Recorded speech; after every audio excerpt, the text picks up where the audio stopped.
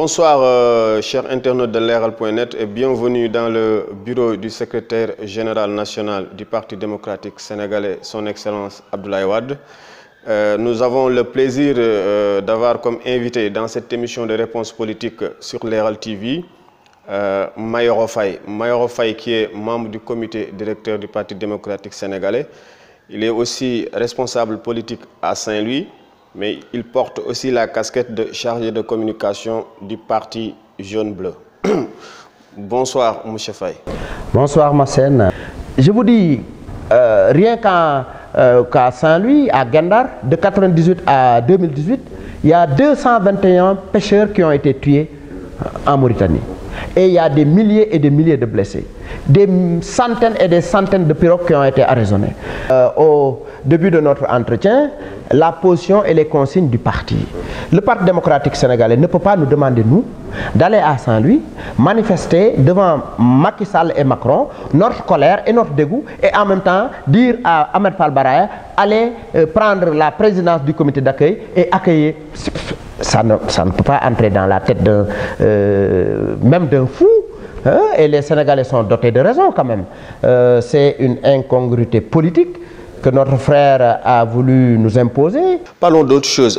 Il y a la parution au Sénégal du livre du plus lourd d'Ousmane Sonko, Pétrole et gaz au Sénégal, chronique d'une spoliation, je pense que j'ai bien prononcé. Il a dénoncé quand même des délits de corruption, concussion, délits d'initiés autour des contrats pétroliers sénégalais et le gaz. Il a indexé le ministre Amadou Ba des Finances, Ali Ngouille Ndiaye, le président de la République, le frère du président de la République, Aliou Sall. Quelle est la position du PDS, du Parti démocratique sénégalais, par rapport à cette question du pétrole? Non, le PDS a été le premier parti à élever la voix pour parler de Petro-Tim. Rappelez-vous, avec Maître Abdoulaye Wade, avec le comité directeur, nous avions indexé la gestion du pétrole du Sénégal avec Macky Sall, qui a tout confié à son frère Aliou Sall, qui travaille avec des partenaires étrangers pour gérer notre pétrole et les autres éléments de nos ressources naturelles. Et Aliou Ngouille Ndiaye, qui était ministre chargé de ces questions, était mouillé par nos soupçons et par nos interpellations. Il n'est pas parvenu jusqu'à présent à fournir des explications claires pour convaincre les Sénégalais. En même temps, on l'a muté au niveau du ministère de l'Intérieur. Et ce débat-là est toujours resté. Ce débat, jusqu'à présent, n'est pas vidé. Ce débat de la gestion de nos ressources humaines, par la famille, par le clan, par le parti, de façon opaque, sans pour autant que les Sénégalais puissent avoir des rapports périodiques pour savoir exactement comment nos ressources naturelles sont gérées par le pouvoir de Macky Sall. Mais si notre frère, l'honorable et ami, l'honorable Ousmane Sonko revient à travers un brûlot sur ces questions-là, c'est parce que c'est des questions d'actualité. Autre chose, rappelez-vous que le ministre Thierno Alassane Sall a démissionné. L'affaire Total. Pour avoir refusé de signer des contrats à la présidence. Lorsqu'il a démissionné, est-ce qu'on a nommé automatiquement un autre ministre? Non. C'est le Premier ministre. On a pris le portefeuille qu'on a confié au Premier ministre. C'est le Premier ministre qui a signé les contrats à la place d'un ministre dédié. Le Premier ministre. Donc, il y a des choses qui sont en train de cacher. Et Abdoul Mbaye, ancien Premier ministre aussi, en a fait écho et a révélé certains cas de corruption et de concussion que les Sénégalais, tôt ou tard, vont élucider. Le pouvoir de Macky Sall n'est pas éternel. Le Sénégal, après Macky Sall, continuera à avancer et ses fils prendront leurs responsabilités, quelle que soit l'heure et la situation, pour tirer au clair toute cette situation. Ils n'ont qu'à se faire corrompre. Ils n'ont qu'à corrompre les gens. Ils n'ont qu'à faire dans la concussion. Ils n'ont qu'à faire tout ce qu'ils veulent. Tout ce qu'ils veulent. De toute façon, les Sénégalais ont la possibilité de les enlever et ont pris la décision de les enlever. Et une fois enlevés, tout sera tiré au clair. Tout sera tiré au clair. Monsieur Faye, l'initiative pour les élections démocratiques au Sénégal s'apprête à tenir une grande marche le 9 février prochain. On se rappelle de la marche du 14 octobre dernier qui a été vraiment réprimée. On a vu un ancien Premier ministre comme Abdoul Mbaye vraiment essuyer des tirs de gaz lacrymogènes. On a même parfois taquiné pour dire que bon, même Mamadou Diop Decroix et Omar Sarr ont fini à l'Assemblée nationale. Est-ce que vous pensez que cette posture-là va être cette fois la bonne, cette marche? Vous savez, cette marche a été déclarée parce que nous sommes sous le régime de la déclaration, mais pas d'autorisation.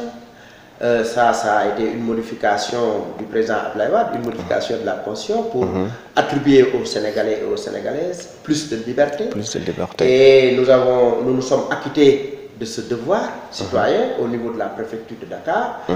Nous sommes en train de faire des réunions au niveau des différents départements de la région de Dakar avec l'ensemble des membres des partis, organisations membres de cette initiative de l'opposition pour des élections libres et transparentes au Sénégal.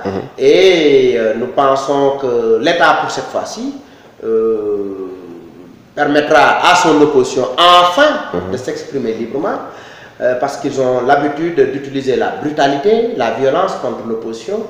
Et ce n'est pas la première fois que le régime Macky Sall, en utilisant les forces de l'ordre, s'attaque aux opposants, en lançant des lacrymogènes, en les brutalisant, en les amenant à la gendarmerie, à la police et même parfois en prison.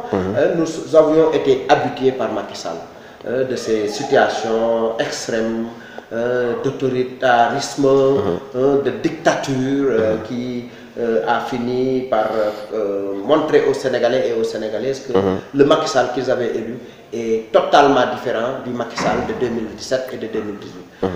Cette année 2018, nous avons décidé, dans le cadre de cette initiative, de l'ouvrir avec cette grande marche que nous allons organiser le vendredi 9 février.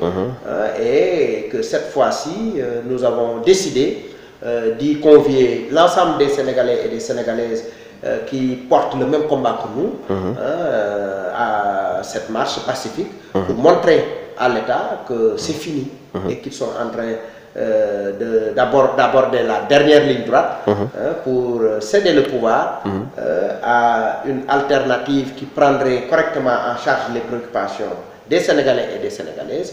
Heureusement, c'est très heureux de constater que l'opposition, dans sa plus large majorité, est en train de se donner la main pour travailler autour de l'essentiel afin de faire partir Macky Sall qui ne compte que sur la fraude pour se faire réélire.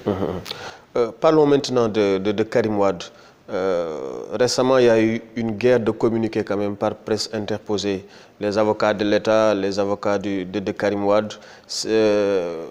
D'une part, on évoque un rapport de la Banque mondiale qui innocenterait le Wade fils, mais aussi d'autre part, on évoque aussi le jugement du tribunal de Monaco du 25 janvier 2018. Qu'en est-il réellement? Ce sont deux choses différentes. Il faut que les Sénégalaises et les Sénégalais fassent attention, parce que nous faisons face à un État manipulateur qui passe tout son temps à divulguer des mensonges d'État. L'affaire de la Banque mondiale, c'est un rapport que l'État du Sénégal avait caché. C'est un rapport de la Banque mondiale. Vous savez, lorsqu'ils avaient accusé Karim Wade d'avoir détourné, d'avoir été corrompu, et d'avoir détourné 4 000 milliards, après ils ont parlé de 2 000 milliards, puis 1200 milliards, ensuite 694 milliards, ensuite 100 milliards, etc., dégringolé. Je pense maintenant qu'ils parlent d'1 milliard ou de 2 milliards. Mais ça a duré des années.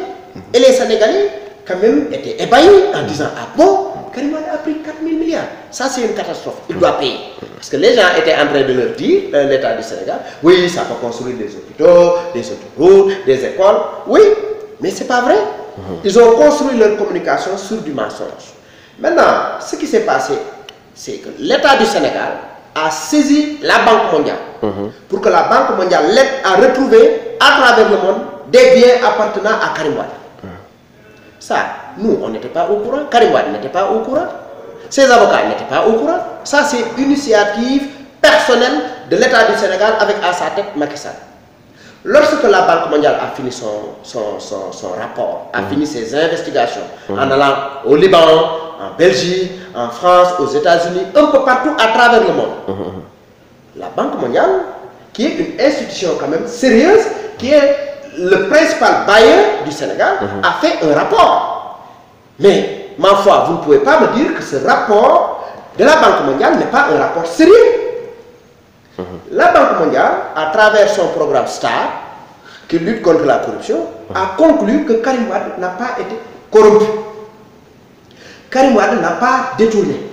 Et qu'ils n'ont pas retrouvé un seul bien de Karim Wade à l'étranger.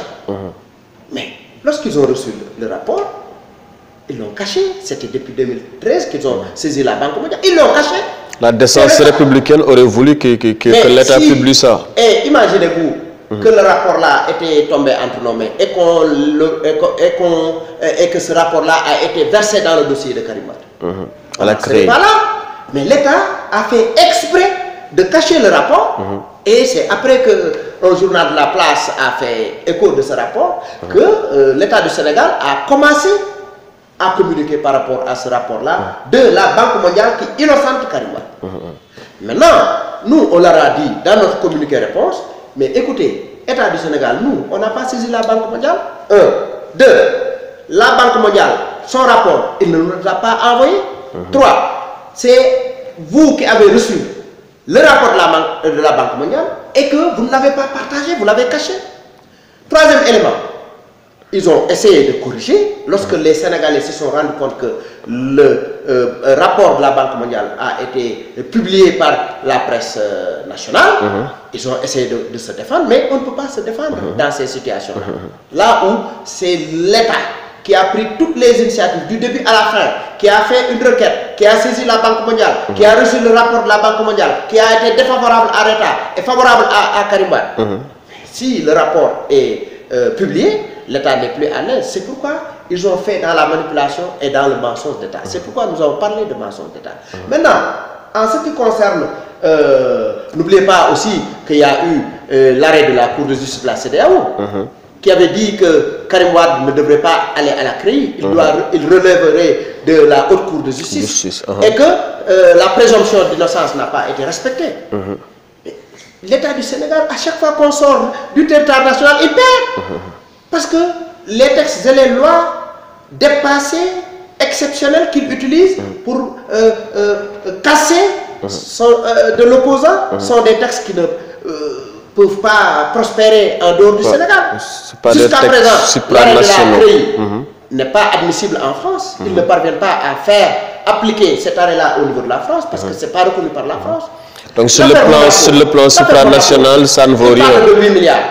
Et n'oubliez pas, la déclaration de Mimi Touré faisait état de ces 8 milliards-là que l'État a recouvré et qui aurait fait l'objet de loi de finances rectificative. Donc par les Madikénians. Qui normalement était dans les caisses de l'État. L'argent qui est encore à Monaco.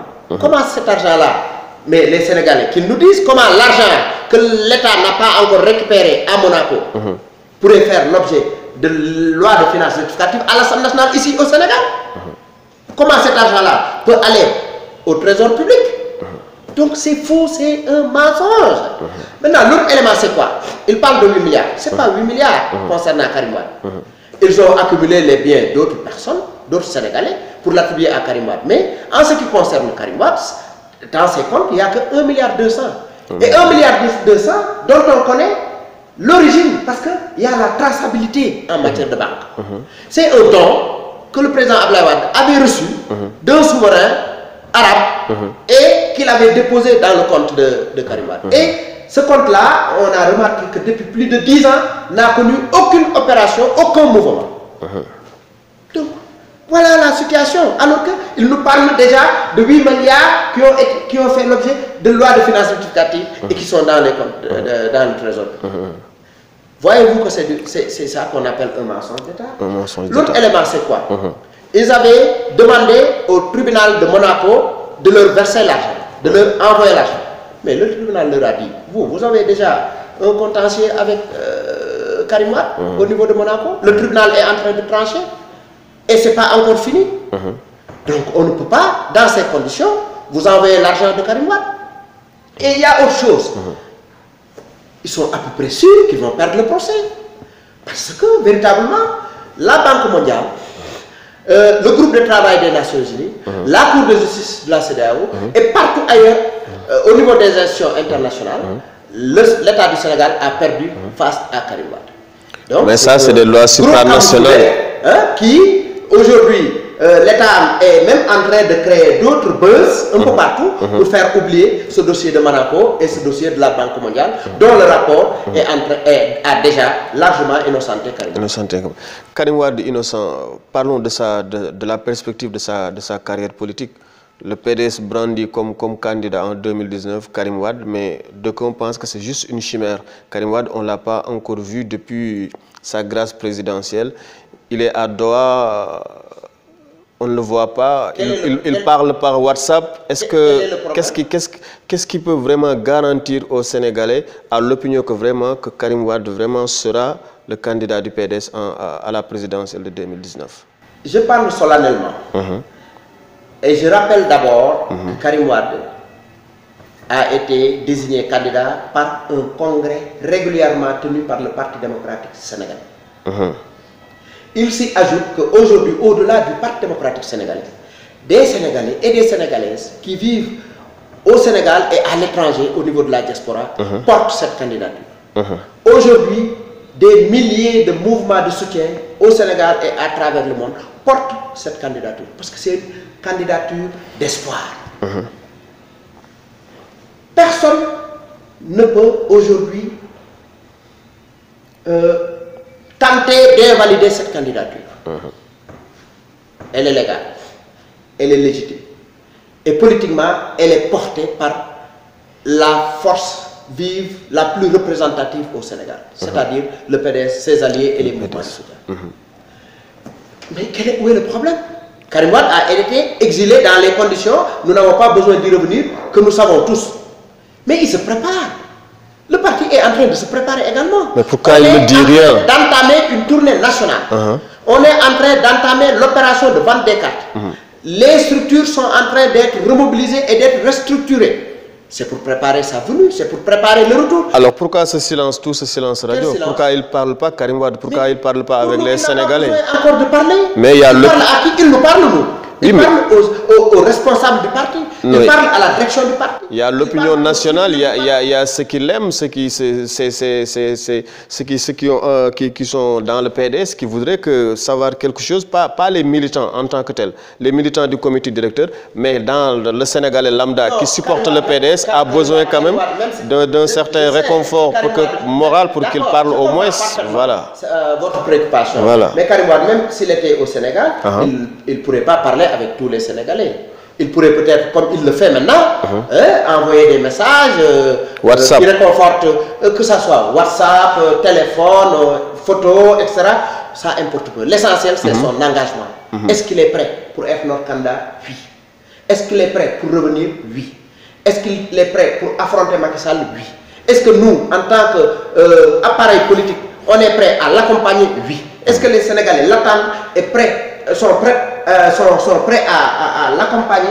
Oui. C'est ça la question qu'il faut se poser. Et ce sont là les réponses qu'il faut apporter. Karim Wade est prêt, il sera là bientôt et nous sommes en train de préparer son retour de façon triomphale pour qu'on terrasse d'un seul coup Macky Sall. Parce que Macky Sall aujourd'hui, c'est un éléphant au pied d'argile.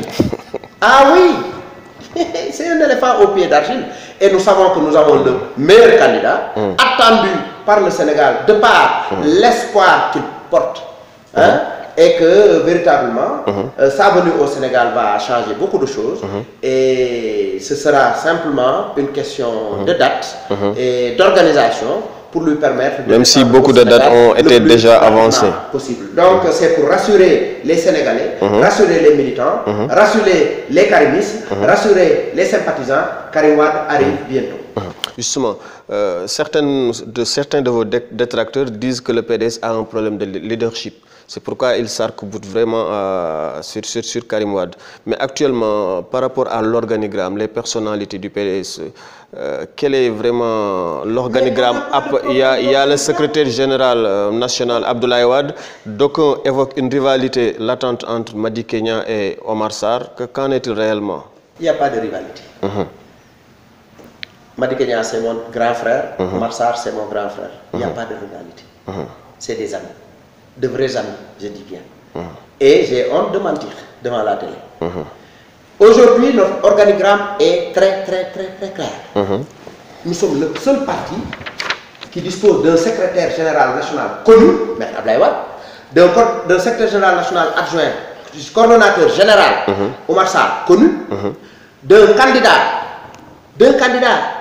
désigné au terme d'un congrès.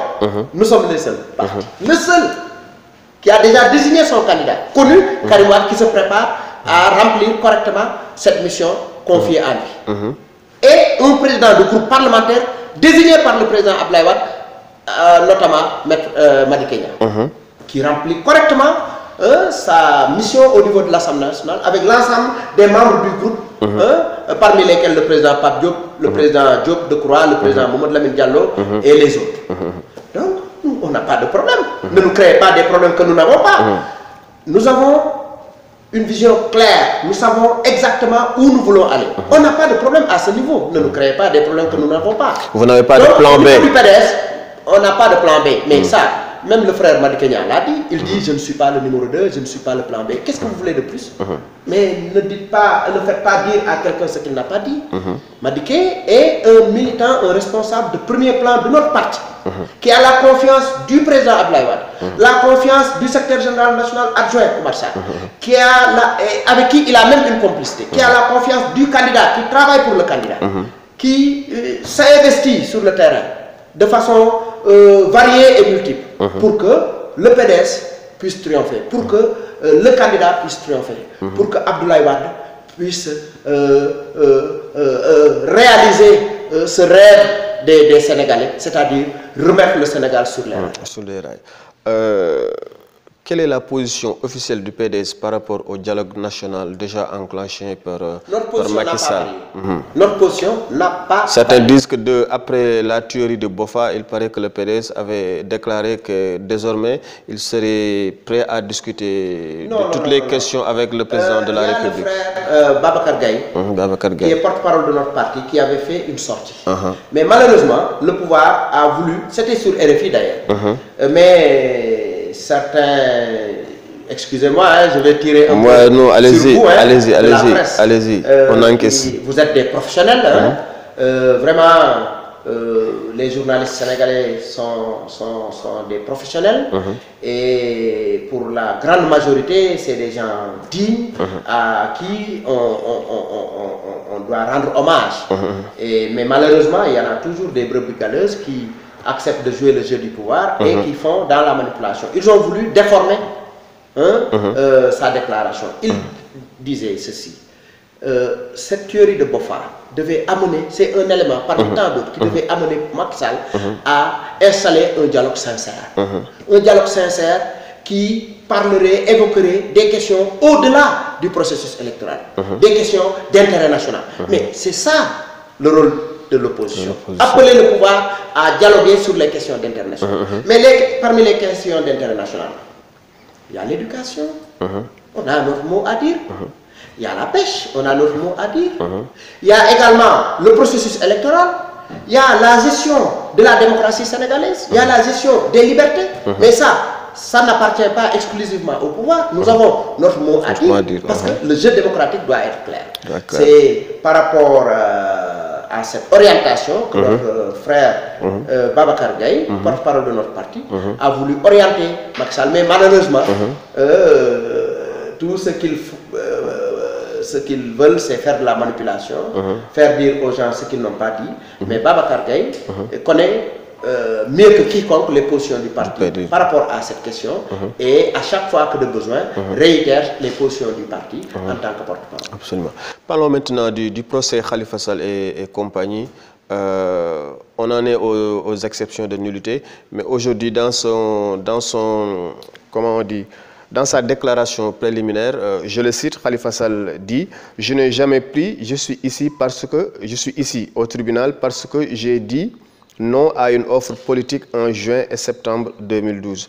Est-ce que ça, c'est clairement un aveu d'instrumentalisation de la justice? Vous parlez des exceptions de nullité.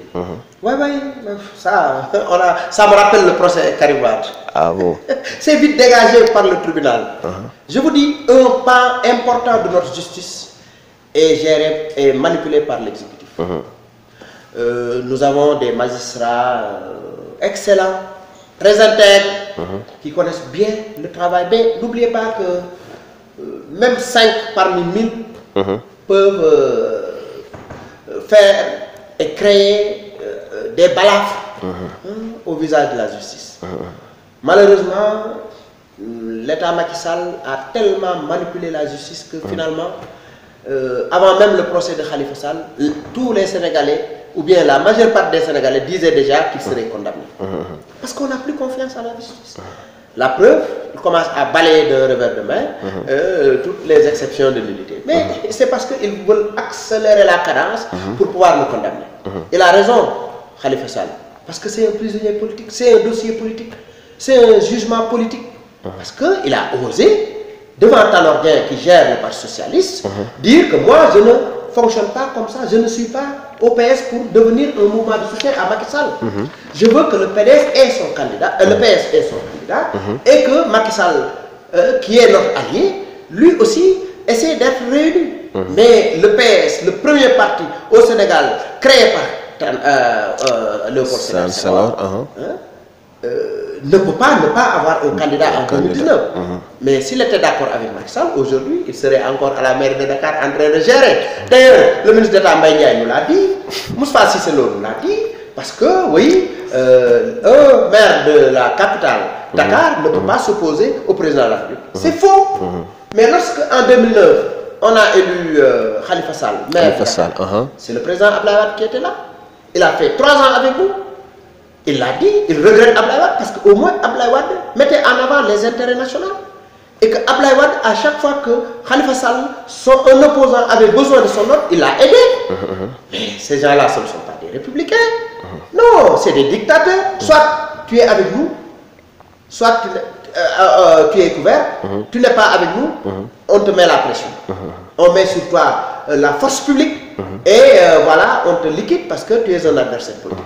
Mais il ne peut pas liquider tous les Sénégalais. Il peut liquider 1, 2, 3, c'est son problème. Mais les Sénégalais qui sont partout à travers le monde et qui suivent l'actualité nationale savent qu'aujourd'hui, il n'y a plus de démocratie au Sénégal et que la justice à laquelle nous croyons n'est plus celle-là et qu'elle est manipulée par l'exécutif.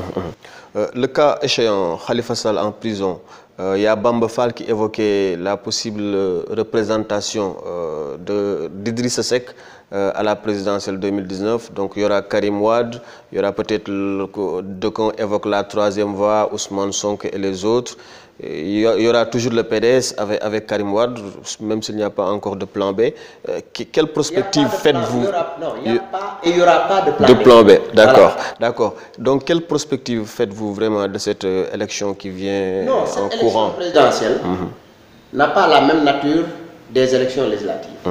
Aux élections législatives, les gens ont intérêt à se regrouper.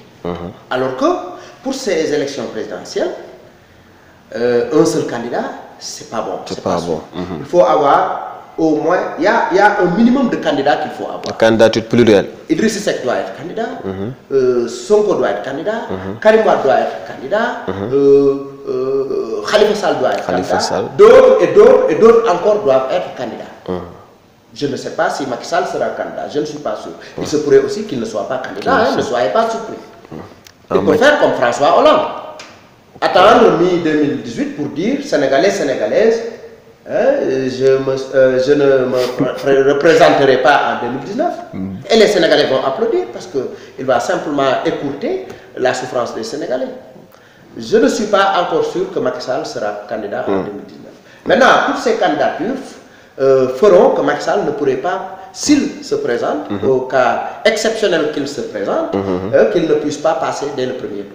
Parce que pour chaque candidat, il y a des électeurs fixes et fidèles qui voteront pour un candidat quelconque, pour des raisons et pour, qui sont propres à l'électeur et qui font que cette dispersion entre guillemets des candidatures pour la présidentielle n'est pas très mauvaise.